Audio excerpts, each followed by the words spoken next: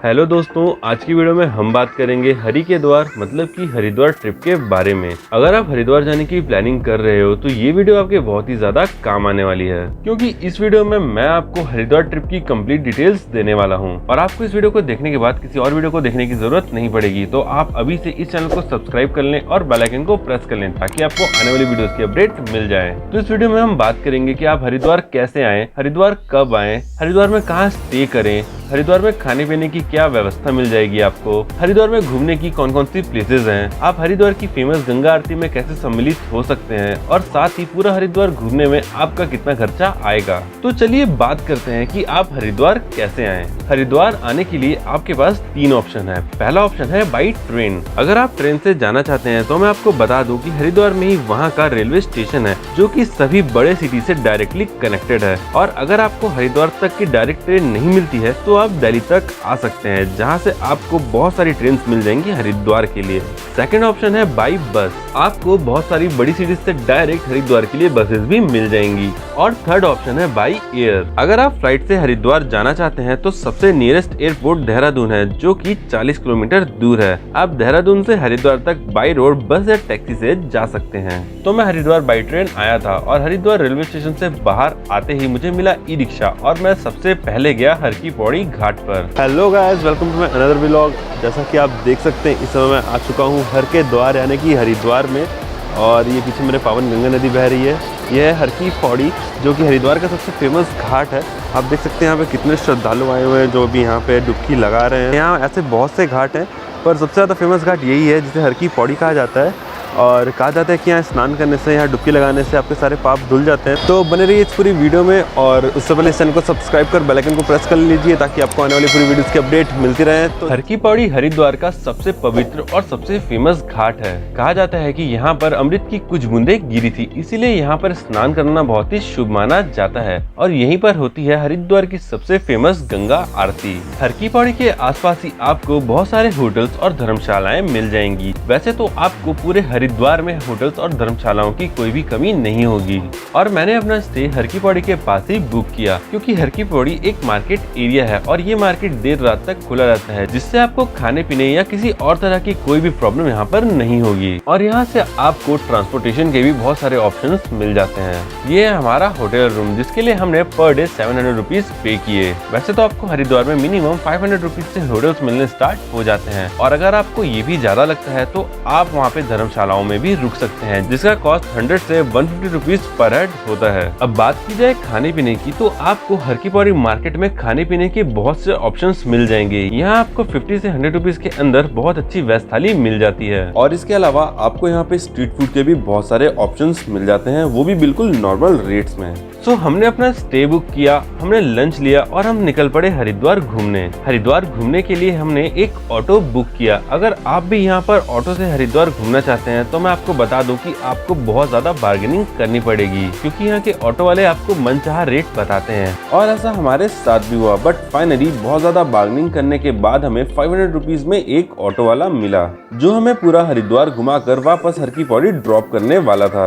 Auto वाला हमें सबसे पहले लेके गया पावन धाम। तो अभी मैं आ चुका हूँ पावन धाम। आप देख सकते हैं ये पीछे है पावन धाम मंदिर। तो चलिए इसके अंदर चलते हैं और देखते हैं अंदर से कैसा है। आप देख सकते हैं ये पूरा अंदर से कांच से बना हुआ है, इसमें बहुत सारे कांच से बने स्कल्पचर्स हैं। इसे हरिद्वार का शीश महल भी कहा जाता है, क्योंकि इसके अंदर की सभी चीजें कांच से बनी हुई हैं जो कि बहुत ही खूबसूरत लगती हैं। तो आप यहाँ पर जरूर विजिट करें। इसके बाद ऑटो वाला हमें लेके गया भारत माता मंदिर। ये हरिद्वार का फेमस भारत माता टेम्पल जो कि हरिद्वार का सबसे बड़ा और सबसे ऊंचा मंदिर है। अगर आप हरिद्वार आए तो इस जगह जरूर विजिट करें। भारत माता मंदिर 7 फ्लोर ऊंचा है, जिसके हर फ्लोर पर अलग अलग चीजें हैं। तो मैं आपको सजेस्ट करूंगा कि आप लिफ्ट से सबसे ऊपर के फ्लोर पर चले जाएं, जिसके लिए आपको बस 2 रुपीज पे करने पड़ेंगे और वहाँ एक एक फ्लोर पर दर्शन करते हुए सीढ़ियों से नीचे आ जाएं। सबसे ऊपर के फ्लोर को कहा जाता है विष्णु मंदिर। यहाँ आपको पूरे भारत में जितने भी विष्णु भगवान के फेमस मंदिर हैं उनकी प्रतिमाएं देखने मिलेंगी। इसके जस्ट नीचे है शक्ति मंदिर, जहाँ आपको माता रानी के सभी अवतार देखने मिलेंगे। इसके नीचे के फ्लोर को कहा जाता है प्रादेशिक चित्रावली। इसके नीचे के फ्लोर को कहा जाता है संत मंदिर। यहाँ आपको पूरे भारत के सभी फेमस संतों की प्रतिमाएं देखने मिलेंगी। इसी फ्लोर पर साईं मंदिर भी है, तो आप यहाँ भी दर्शन जरूर करें। इसके नीचे का फ्लोर है मातृ मंदिर, जो कि हमारी माताओं के लिए समर्पित है। इसके नीचे का फ्लोर है शूर मंदिर। इस फ्लोर पर आपको पूरे भारत के शूरवीरों की प्रतिमाएं देखने मिलेंगी। और सबसे नीचे के फ्लोर पर है हमारी भारत माता, जहां आपको हमारी भारत माता की मूर्ति देखने मिलेगी। इसके बाद हम गए शिवानंद धाम। यहाँ एंट्री करते ही आपको सबसे पहले गंगा अवतरण की झांकी देखने मिलेगी। इसके अलावा यहाँ और भी बहुत सारी झांकियाँ हैं। साथ ही यहाँ पर आपको सबसे फेमस तीर्थ स्थल भी देखने मिलेंगे, जैसे कि बाबा अमरनाथ जी का धाम और उत्तराखंड 4 धाम, जिसमें आपको गंगोत्री, यमुनोत्री, बद्रीनाथ और केदारनाथ जी के भी दर्शन हो जाएंगे। और साथ ही यहाँ पर माता वैष्णो देवी का भी धाम बना हुआ है। भारत माता मंदिर और शिवानंद धाम के आसपास आपको बहुत सारे मंदिर देखने मिल जाएंगे। इन सब प्लेसेस को घूमने में हमें 4 घंटे का समय लग गया और शाम 4:30 होते ही हम आ गए हर की पौड़ी पर गंगा आरती देखने, क्योंकि हम गंगा आरती को मिस नहीं करना चाहते थे। वैसे तो गंगा आरती का समय शाम 6 बजे है, लेकिन आप वहाँ पर जितना हो सके 4 से 5 बजे के आसपास पहुँच जाएं, नहीं तो आपको काफी पीछे से गंगा आरती देखने मिलेगी, जिससे आप ठीक से एंजॉय नहीं कर पाएंगे। 4:30 बजे आने का हमें काफी फायदा हुआ और हमें काफी आगे से गंगा आरती देखने का मौका मिला। हम यहाँ 4:30 बजे से आकर बैठ गए थे और जैसे ही 6 बजे यहाँ पर गंगा आरती होनी स्टार्ट हो गई।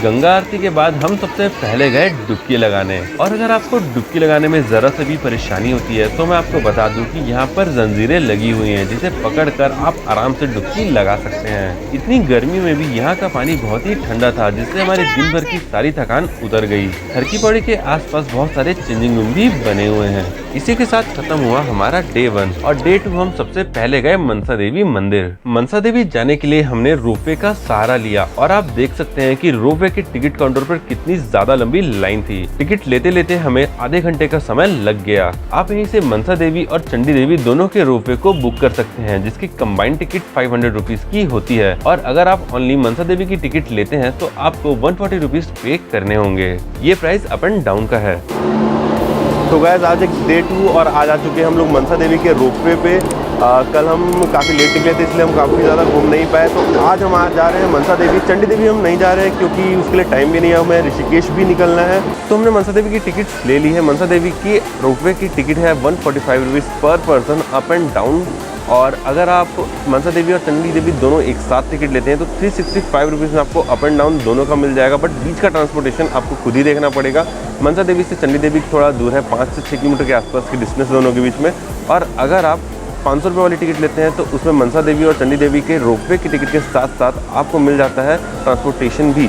लाइन काफ़ी लंबी थी, टिकट लेने में काफ़ी ज़्यादा टाइम लग गया। आप देख ही सकते हैं, आपको मैंने अभी दिखाया कितना ज़्यादा टाइम वहाँ पे रश था, जिसके चलते हमें टिकट लेने में लगभग 15 से 20 मिनट का टाइम लग गया। और यहाँ पे भी हमारी वेटिंग है अभी इस समय पे, काफ़ी ज़्यादा यहाँ पे वेटिंग है। आप देख सकते हैं पीछे वहाँ पे 12 नंबर पे वेटिंग है, हमारा वेटिंग है 15। तो जब 15 नंबर आएगा तब हम जाएंगे मनसा देवी के रोपवे में। और उसके बाद हम जा पाएंगे ऊपर। तो वेटिंग करने के लिए यहाँ पे देखिए इतना बड़ा वेटिंग रूम बना हुआ है जहाँ पे आप वेट कर सकते हैं, और यहाँ पे कैफेटेरियाज भी है, तो आप चाहे तो यहाँ पे खा भी सकते हैं। एक कैफेटेरिया यहाँ पे इस साइड भी है। तो फाइनली हमारी वेटिंग कंप्लीट हो गई, हमने 10 से 15 मिनट वेट किया होगा और अब हम जा रहे हैं रोपवे। अभी और वेटिंग करनी पड़ेगी। रोपवे में बैठने के 3 से 4 मिनट के अंदर अंदर हम पहुंच गए मनसा देवी मंदिर। मनसा देवी मंदिर में बहुत ही ज़्यादा भीड़ थी और हमें दर्शन करते करते लगभग 2 से ढाई घंटे लग गए। इतनी ज़्यादा रश होने के बावजूद भी यहाँ पर कोई भी मैनेजमेंट नहीं है। मैं आपको रिकमेंड करूंगा कि आप लेफ्ट डोर से जाएं, क्योंकि वहाँ एटलीस्ट लाइन तो है, बट राइट डोर पे कोई भी लाइन नहीं है। कोई भी कहीं से भी आ जाता है और धक्का मुक्की करना स्टार्ट कर देता है। ऐसे में आप अपने परिवार वालों का और छोटे बच्चों का ध्यान रखें। तो हमारे दर्शन हो गए थे अच्छे से, बट वहाँ पे काफ़ी ज़्यादा भीड़ थी, इसलिए हम वहाँ पे फ़ोन नहीं निकाल पाए। बट अगर आप यहाँ पे हैं तो आप यहाँ पे अपना फ़ोन निकाल के यूज़ कर सकते हैं, बट हाँ अपना फ़ोन और अपना पर्स संभाल करके, क्योंकि काफ़ी ज़्यादा भीड़ होने की वजह से हो सकता है कि कोई उससे चोरी कर ले। तो अब हम लगे हैं रोपवे की लाइन में नीचे जाने के लिए, तो चलिए चलते हैं नीचे और उसके बाद चलते हैं ऋषिकेश।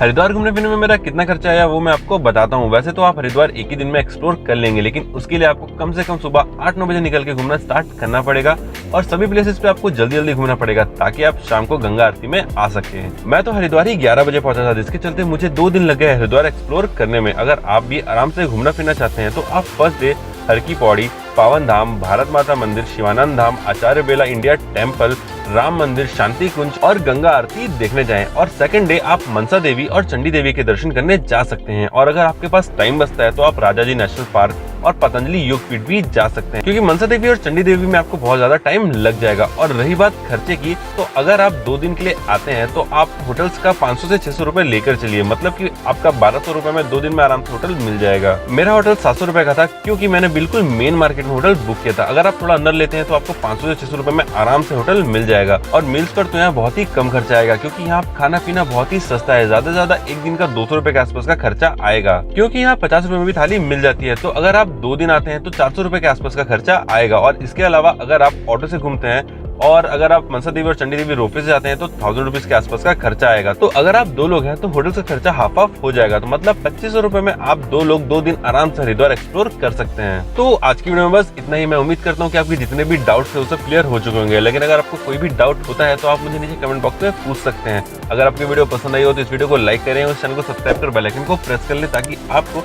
आने वाली वीडियो की अपडेट मिलती रहे। मिलते हैं नेक्स्ट वीडियो में, तब तक के लिए बाय बाय।